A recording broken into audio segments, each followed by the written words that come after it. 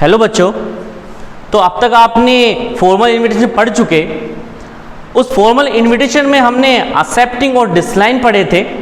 उन एक्सेप्टिंग में अर्थात स्वीकार करना, डिसलाइन में अर्थात नकारना।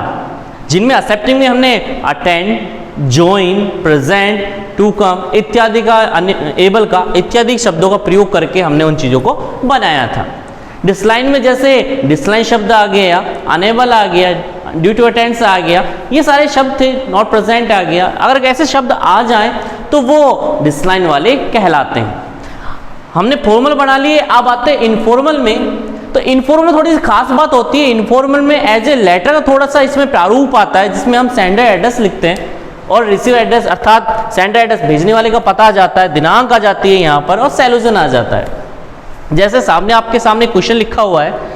इस क्वेश्चन में लिखा है you have received an invitation from your friend to a dinner on 10 October 2020। अर्थात आपने एक निमंत्रण पत्र प्राप्त किया आपके मित्र के द्वारा कि मित्र आपका डिनर आयोजन कर रहा था, रात्रि भोजन आयोजन कर रहा है 10 अक्टूबर 2020 को एट 8 PM अर्थात शाम को 8 बजे एट हिज रेजिडेंस। कब?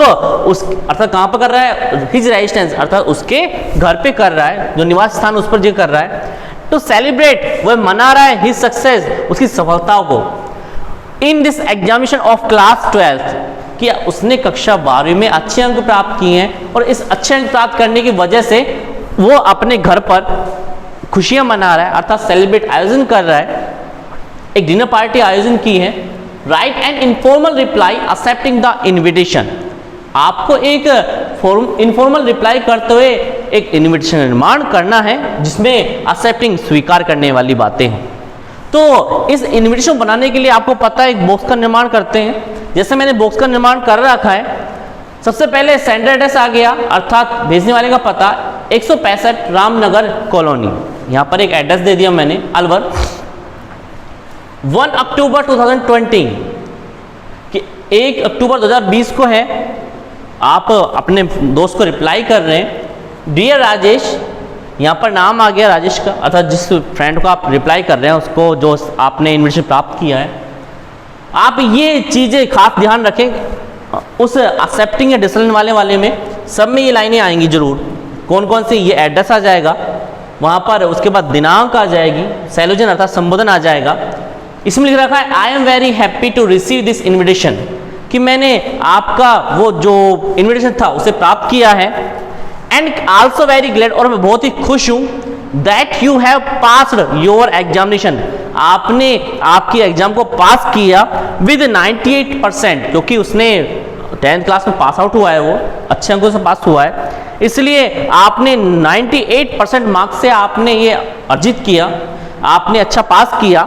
I will certainly come on 10 October 2020 at 8 PM कि मैं बिल्कुल निश्चित रूप से 10 अक्टूबर 2020 को वहाँ पर आऊँगा। किसके लिए? टू जॉइन द डिनर अर्थात रात्रि भोजन के लिए उसमें शामिल हो जाऊँगा, क्योंकि एक्सेप्टिंग करवा रहा है, स्वीकार कर रहा है। उसके बाद आता है योवर्स कमल अर्थात डेंस नेम आ गया और यहाँ पर नाम आ गया कि जो कमल है अर्थात पहले राजेश ने भेजा था कमल को कि सर आप मेरे यहाँ रात्रि भोजन के लिए आ जाएं।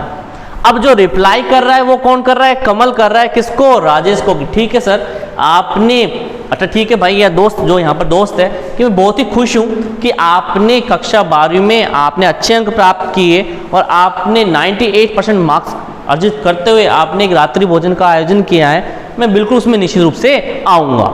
तो ये सारी बातें थी यहाँ पर डेंस नेम आ गया कमल। तो ये था आपका इनफॉर्मल इनविटेशन जो एक लेटर के प्रारूप की तरह आता है, जहाँ पर लेटर टाइप बनता है वैसे डिटो कॉपी आया। बस थोड़ी बहुत चीज़ें जैसे रिसीवर एड्रेस नहीं आया, इसमें सब्जेक्ट नहीं आया, ये थोड़ी चीज़ मिसिंग थी इसमें, बाकी डिटो कॉपी आता है। अगर इसको अब हम डिसलाइन बनाएं, डिसलाइन बनाने के लिए यहाँ पर इसमें भी इनफॉर्मल रिप्लाई टू एक्सेप्टिंग की जगह डिसलाइन आ जाएगा। करना क्या है? करने में कुछ भी नहीं, जो चीज़ है डिटो कॉपी यहाँ तक आ जाएगी। कहाँ तक? एड्रेस आ जाएगा, आपका दिनांक आ जाएगी, सैल्यूशन आ जाएगा। सैल्यूशन के बाद में ये लाइन आएंगी बिल्कुल डिटो कॉपी। कहाँ तक आ जाएगी? 98% मार्क्स तक कि आपने ये सब चीज़ें अर्जित की हैं। मैं बिल्कुल खुश हूँ और आपका धन्यवाद, आपने मुझे पत्र दिया। लेकिन अब जो ये लाइन वाली है, कौन सी वाली लाइन कि आई विल सर्टेनली, ये नहीं आएगी, इसके लिए आएगा I wouldn't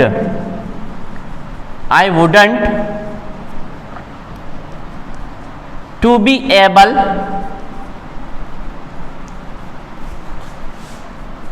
to come here come there, यहां तक आ गया।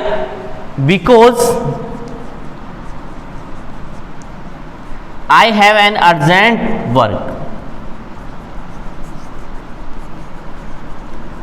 On same day.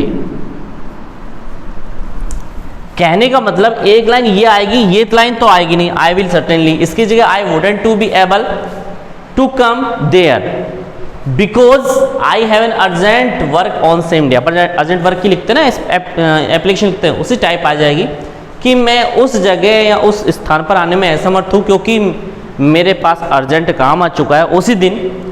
My best wishes,